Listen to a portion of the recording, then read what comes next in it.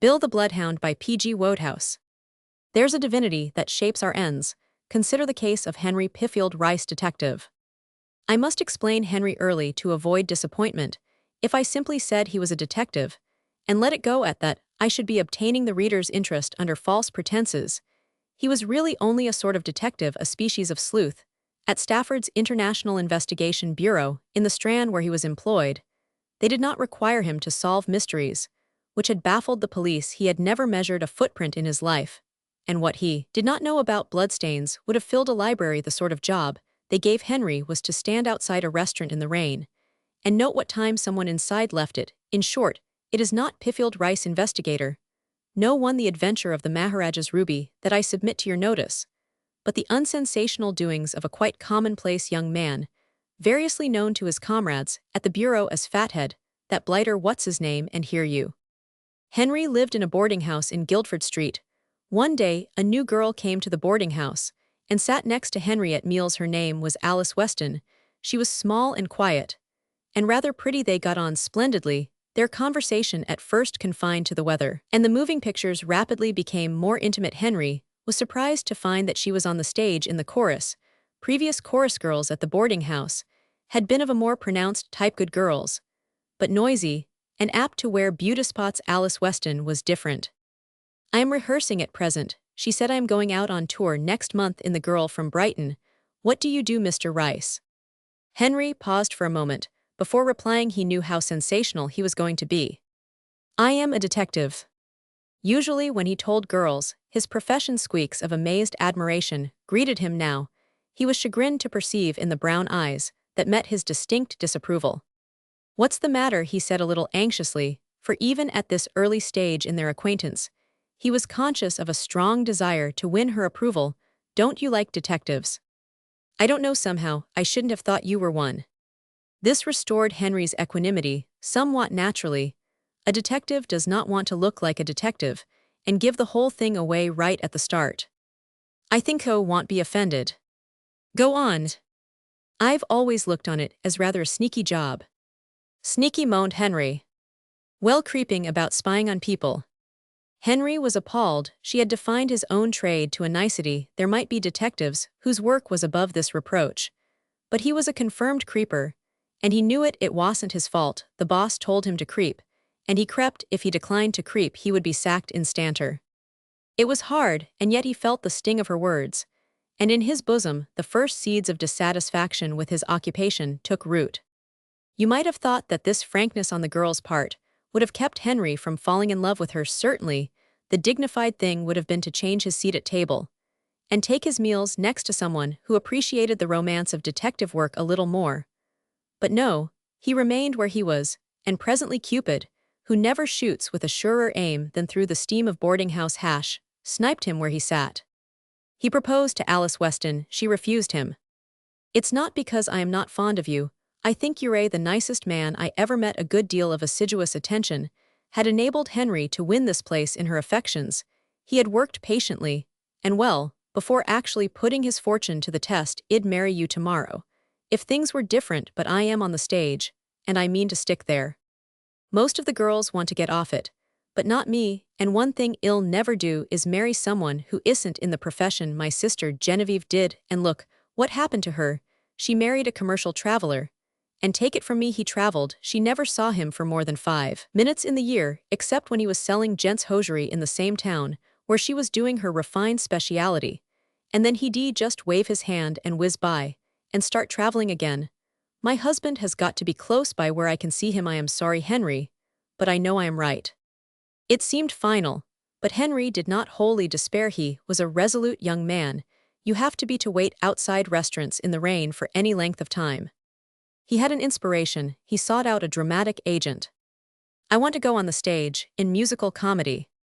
Let's see you dance. I can't dance. Sing, said the agent. Stop singing, added the agent hastily. You go away and have a nice cup of hot tea, said the agent soothingly, and you'll be as right as anything in the morning. Henry went away. A few days later at the bureau, his fellow detective Simmons hailed him. Hear you, the boss wants you, buck up. Mr. Stafford was talking into the telephone. He replaced the receiver as Henry entered. Oh, Rice hears a woman wants her husband shadowed. While he's on the road, he's an actor. I am sending you go to this address and get photographs. And all particulars y'all have to catch the 11 o'clock train on Friday. Yes, sir. He's in the girl from Brighton company. They open at Bristol. It sometimes seemed to Henry as if fate did it on purpose. If the commission had had to do with any other company, it would have been well enough, for professionally speaking it was the most important with which he had ever been entrusted. If he had never met Alice Weston and heard her views upon detective work, he would have been pleased and flattered. Things being as they were, it was Henry's considered opinion that fate had slipped one over on him. In the first place, what torture to be always near her, unable to reveal himself to watch her, while she disported herself in the company of other men. He would be disguised, and she would not recognize him, but he would recognize her, and his sufferings would be dreadful. In the second place, to have to do his creeping about and spying practically in her presence. Still, business was business. At 5 minutes to 11 on the morning named, he was at the station, a false beard and spectacles shielding his identity from the public eye. If you had asked him, he would have said that he was a Scotch businessman. As a matter of fact, he looked far more like a motorcar coming through a haystack. The platform was crowded. Friends of the company had come to see the company off. Henry looked on discreetly from behind a stout porter, whose bulk formed a capital screen in spite of himself. He was impressed. The stage at close quarters always thrilled him. He recognized celebrities. The fat man in the brown suit was Walter Jelliffe, the comedian and star of the company. He stared keenly at him through the spectacles. Others of the famous were scattered about. He saw Alice. She was talking to a man with a face like a hatchet, and smiling too, as if she enjoyed it behind the matted foliage which he had inflicted on his face. Henry's teeth came together with a snap. In the weeks that followed, as he dogged the girl from Brighton company from town to town, it would be difficult to say whether Henry was happy or unhappy. On the one hand, to realize that Alice was so near, and yet so inaccessible, was a constant source of misery. Yet on the other, he could not but admit that he was having the very dickens of a time loafing round the country like this. He was made for this sort of life. He considered fate had placed him in a London office. But what he really enjoyed was this unfettered travel. Some gypsy strain in him rendered even the obvious discomforts of theatrical touring agreeable. He liked catching trains.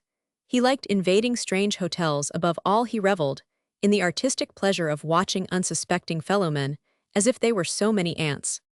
That was really the best part of the whole thing. It was all very well for Alice to talk about creeping and spying, but if you considered it without bias, there was nothing degrading about it at all. It was an art. It took brains and a genius for disguise to make a man a successful creeper and spyer. You couldn't simply say to yourself, "I will creep." If you attempted to do it in your own person, you would be detected instantly. You had to be an adept at masking your personality.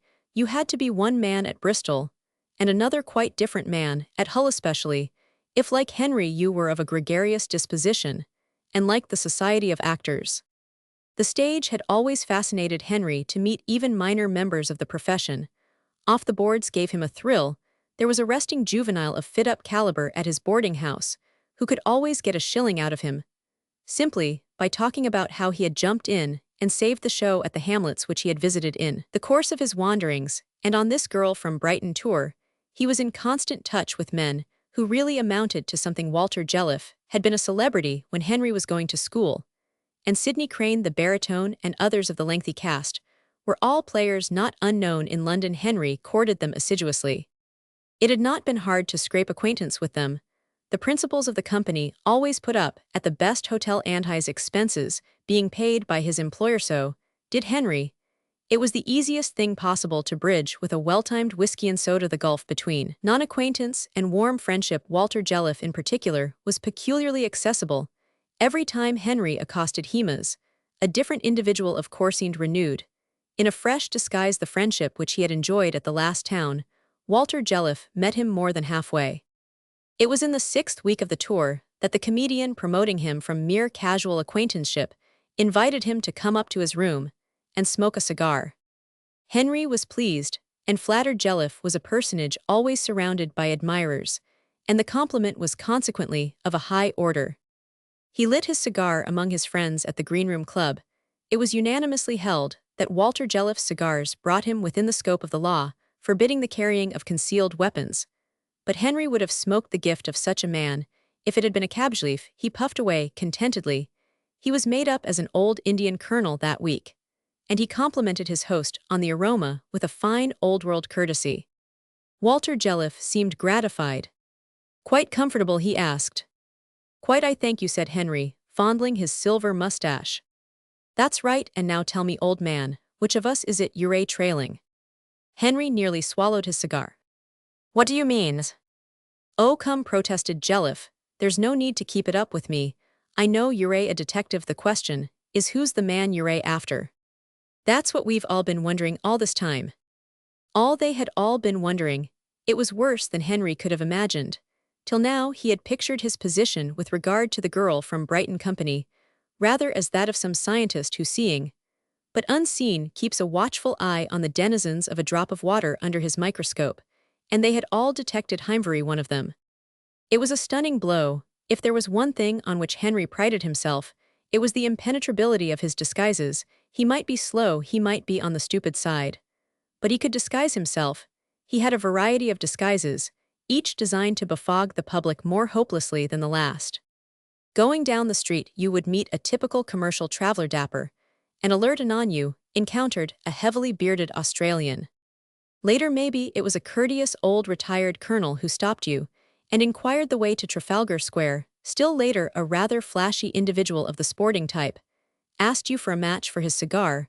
Would you have suspected for one instant that each of these widely differing personalities was, in reality, one man? Certainly you would. Henry did not know it, but he had achieved in the eyes of the small servant who answered the front door bell at his boarding house a well-established reputation. As a humorist of the more practical kind, it was his habit to try his disguises on her. He would ring the bell, inquire for the landlady, and when Bella had gone, leap up the stairs to his room. Here he would remove the disguise, resume his normal appearance, and come downstairs again, humming a careless air. Bella, meanwhile, in the kitchen, would be confiding to her ally the cook that Mr. Rice had just come in lookin' sort o' funny again. He sat and gaped at Walter Jelliffe. The comedian regarded him curiously. "You look at least 100 years old," he said. "What are you made up, as a piece of gorgonzola?" Henry glanced hastily at the mirror. Yes, he did look rather old. He must have overdone some of the lines on his forehead. He looked something between a youngish centenarian and a nonagenarian who had seen a good deal of trouble. "If you knew how you were demoralizing the company," Jelliffe went on, "you would drop it as steady and quiet a lot of boys as ever you met, till you came along. Now they do nothing but bet on what disguise you're going to choose for the next town. I don't see why you need to change so often. You were all right as the Scotchman at Bristol. We were all saying how nice you looked. You should have stuck to that. But what do you do at Hull but roll in a scrubby mustache and a tweed suit, looking rotten? However, all that is beside the point. It's a free country. If you like to spoil your beauty, I suppose there's no law against it. What I want to know is who's the man whose track are you sniffing on? Bill Yowell. Pardon my calling you Bill. You're known as Bill the Bloodhound in the company. Who's the man?" "Never mind," said Henry. He was aware as he made it that it was not a very able retort, but he was feeling too limp for satisfactory repartee criticisms in the bureau. Dealing with his alleged solidity of skull, he did not resent. He attributed them to man's natural desire to chaff his fellowmen. But to be unmasked by the general public in this way was another matter. It struck at the root of all things. "But I do mind," objected Jelliffe. "It's most important. A lot of money hangs on it. We've got a sweepstake on in the company. The holder of the winning name to take the entire receipts. Come on, who is he?" Henry rose and made for the door. His feelings were too deep for words. Even a minor detective has his professional pride, and the knowledge that his espionage is being made the basis of sweepstakes by his quarry cuts this to the quick. "Here, don't go. Where are you going?" "Back to London," said Henry bitterly. "It's a lot of good my staying here now, isn't it?" "I should say it wasto me. Don't be in a hurry. You're thinking that now we know all about you, your utility as a sleuth has waned to some extent. Is that it?" Well, why worry? What does it matter to you? You don't get paid by results, do you?" Your boss said. "Trail along. Well, do it. Then, I should hate to lose you. I don't suppose you know it, but you've been the best mascot this tour that I've ever come across right from the start. We've been playing to enormous business. I'd rather kill a black cat than lose you." "Drop the disguises," and stay with us, come behind all you want and be sociable. A detective is only human, the less of a detective the more human he is. Henry was not much of a detective, and his human traits were consequently highly developed from a boy. He had never been able to resist curiosity. If a crowd collected in the street, he always added himself to it, and he would have stopped to gape at a window with "Watch this window" written on it, if he had been running for his life from wild bulls he was, and always had been intensely desirous of some day penetrating behind the scenes of a theater. And there was another thing at last: if he accepted this invitation, he would be able to see and speak to Alice Weston, and interfere with the maneuvers of the hatchet-faced man on whom he had brooded with suspicion and jealousy since that first morning at the station to see Alice. Perhaps with eloquence, to talk her out of that ridiculous resolve of hers. "Why, there's something in that," he said. "Rather, well, that's settled, and now touching that sweep, who is it?" "I can't tell you that, you see, so far as that goes I am just where I was before. I can still watch whoever it is I am watching." "Dash it, so you can, I didn't think of that," said Jelliff, who possessed a sensitive conscience. "Purely between ourselves, it isn't me, is it?" Henry eyed him inscrutably. He could look inscrutable at times. "Ah," he said, and left quickly with the feeling that however poorly he had shown up during the actual interview, his exit had been good. He might have been a failure in the matter of disguise, but nobody could have put more quiet sinisterness into that. It did much to soothe him and ensure a peaceful night's rest. On the following night, for the first time in his life, Henry found himself behind the scenes of a theater, and instantly began to experience all the complex emotions which come to the layman in that situation. That is to say, he felt like a cat which has strayed into a strange hostile backyard. He was in a new world inhabited by weird creatures who flitted about in an eerie semi-darkness like brightly colored animals in a cavern. The Girl from Brighton was one of those exotic productions specially designed for the tired businessman. It relied for a large measure of its success on the size and appearance of its chorus, and on their constant change of costume. Henry, as a consequence, was the center of a kaleidoscopic whirl of feminine loveliness, dressed to represent such varying flora and fauna as rabbits, Parisian students, Colleen's Dutch peasants, and daffodils. Musical comedy is the Irish stew of the drama. Anything may be put into it, with the certainty that it will improve the general effect. He scanned the throng for a sight of Alice. Often as he had seen the piece, in the course of its 6 weeks' wandering in the wilderness, he had never succeeded in recognizing her from the front of the house. Quite possibly, he thought she might be on the stage, already hidden in a rose tree, or some other shrub, ready at the signal to burst forth upon the audience in short skirts. For in The Girl from Brighton, almost anything could turn suddenly into a chorus girl. Then he saw her among the daffodils. She was not a particularly convincing daffodil, but she looked good to Henry with wobbling knees. He booted his way through the crowd and seized her hand enthusiastically. "Why, Henry, where did you come from?" "I am glad to see you." "How did you get here?" "I am glad to see you." At this point, the stage manager, bellowing from the prompt box, urged Henry to desist. It is one of the mysteries of behind-the-scenes acoustics that a whisper from any minor member of the company can be heard all over the house, while the stage manager can burst himself without annoying the audience. Henry, awed by authority, relapsed into silence. From the unseen stage came the sound of someone singing a song about the moon. June was also mentioned. He recognized the song as one that had always bored him.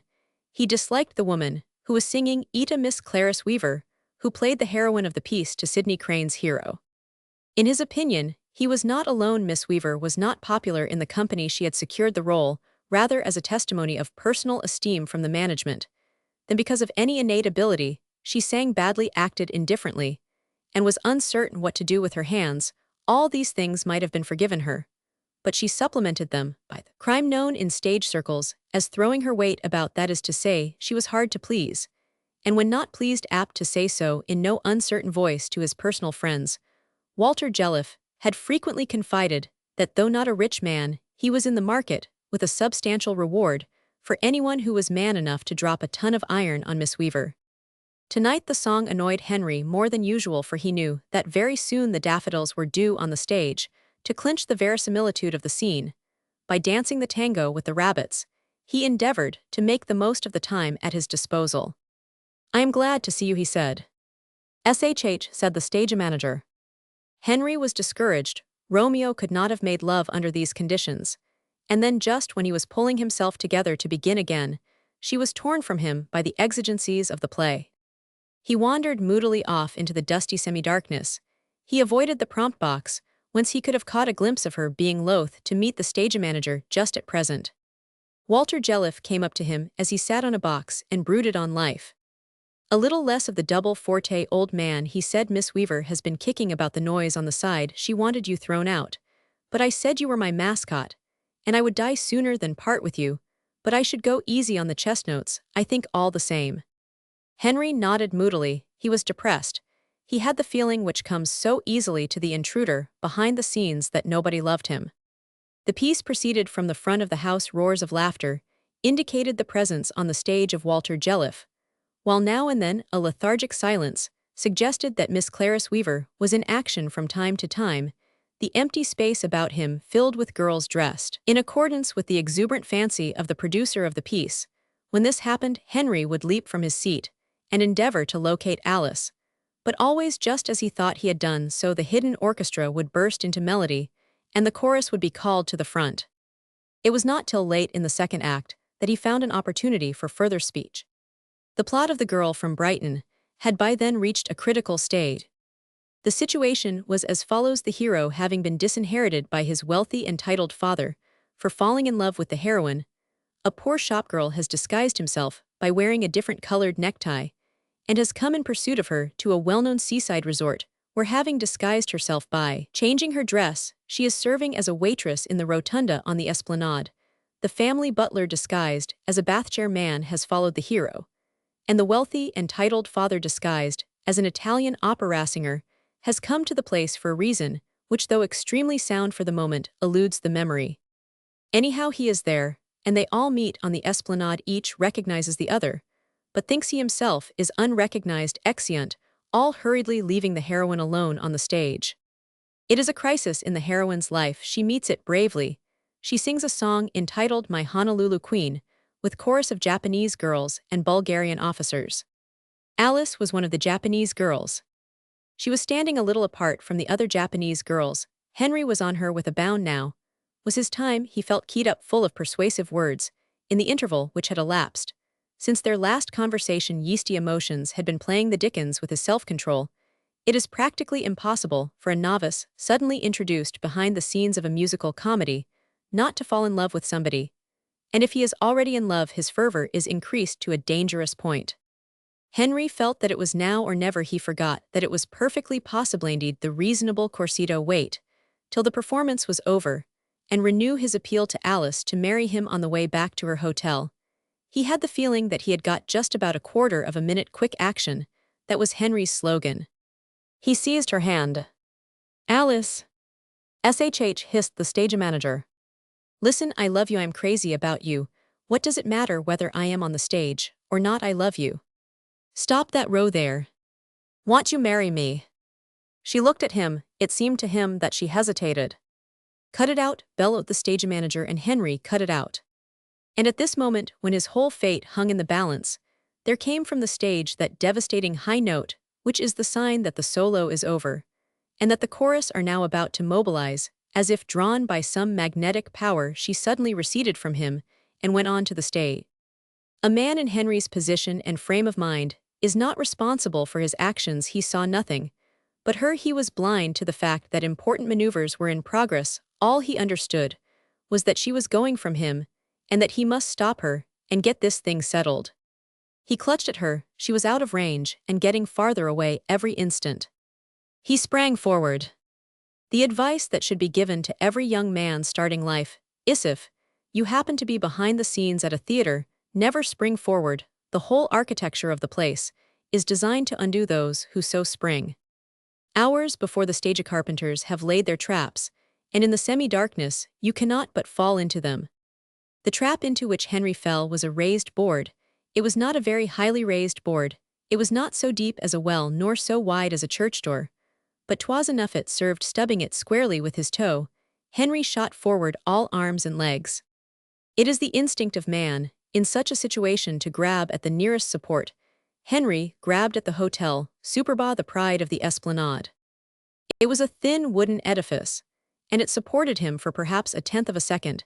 Then he staggered with it into the limelight, tripped over a Bulgarian officer, who was inflating himself for a deep note, and finally fell in a complicated heap, as exactly in the center of the stage as if he had been a star of years standing. It went well, there was no question of that. Previous audiences had always been rather cold towards this particular song, but this one got on its feet and yelled for more from all over the house. Came rapturous demands that Henry should go back and do it again. But Henry was giving no encores. He rose to his feet a little stunned and automatically began to dust his clothes. The orchestra, unnerved by this unrehearsed infusion of new business, had stopped playing. Bulgarian officers and Japanese girls alike seemed unequal to the situation. They stood about waiting for the next thing to break loose from somewhere far away. Came faintly the voice of the stage manager, inventing new words, new combinations of words, and new throat noises. And then Henry, massaging a stricken elbow, was aware of Miss Weaver at his side. Looking up, he caught Miss Weaver's eye. A familiar stage direction of melodrama reads, "Exit cautious through gap in hedge." It was Henry's first appearance on any stage, but he did it like a veteran. "My dear fellow," said Walter Jelliffe, the hour was midnight, and he was sitting in Henry's bedroom at the hotel. Leaving the theater, Henry had gone to bed. Almost instinctively, bed seemed the only haven for him. "My dear fellow, don't apologize, you have put me under lasting obligations. In the first place, with your unerring sense of the stage, you saw just the spot where the piece needed livening up, and you livened it up. That was good, but far better was it that you also sent our Miss Weaver into violent hysterics, from which she emerged to hand in her notice. She leaves us tomorrow." Henry was appalled at the extent of the disaster for which he was responsible. "What will you do?" "Do? Why, it's what we have all been praying for, a miracle, which should eject Miss Weaver. It needed a genius like you to come to bring it off. Sidney Crane's wife can play the part without rehearsal. She understudied it all last season in London. Crane has just been speaking to her on the phone, and she is catching the night express." Henry sat up in bed. "What? What's the trouble now?" "Sidney Crane's wife. What about hers?" A bleakness fell upon Henry's soul. "She was the woman who was employing me. Now I shall be taken off the job and have to go back to London." "You don't mean that it was really Crane's wife?" Jelliffe was regarding him with a kind of awe. "Laddie," he said in a hushed voice, "you almost scare me. There seems to be no limit to your powers. As a mascot, you fill the house every night. You get rid of the Weaver woman. And now you tell me this." "I drew Crane in the sweep, and I would have taken tuppence for my chance of winning it. I shall get a telegram from my boss tomorrow, recalling me. Don't go, stick with me, join the troupe." Henry stared. "What do you mean I can't sing or act?" Jelliffe's voice thrilled with earnestness. "My boy, I can go down the Strand and pick up 100 fellows who can sing and act. I don't want them, I turn them away. But a seventh son of a seventh son like you, a human horseshoe like you, a king of mascots like Youthy, don't make them nowadays. They've lost the pattern. If you like to come with me, I'll give you a contract for any number of years. You suggest I need you in my business." He rose. "Think it over, laddie, and let me know tomorrow. Look here upon this picture. And on that, as a sleuth you are poor. You couldn't detect a bastrum in a telephone booth. You have no future, you are merely among those present. But as a mascot, me boy, you're the only thing in sight. You can't help succeeding on the stage. You don't have to know how to act. Look at the dozens of good actors who are out of jobs. Why, unlucky, no other reason. With your luck and a little experience, you'll be a star before you know you've begun. Think it over, and let me know in the morning." Before Henry's eyes there rose a sudden vision of Alice, no longer unattainable Alice, walking on his arm down the aisle, Alice, mending his socks, Alice, with her heavenly hands, fingering his salary envelope. "Don't go," he said, "don't go, I'll let you know." The scene is the Strand, hard by Bedford Street, the time, that restful hour of the afternoon, when they of the gnarled faces and the bright clothing gather together, in groups, to tell each other how good they are. Hark, a voice. "Rather Courtnage and the governor keep on trying to get me, but I turn them down every time. No, I said to Malone only yesterday, not for me.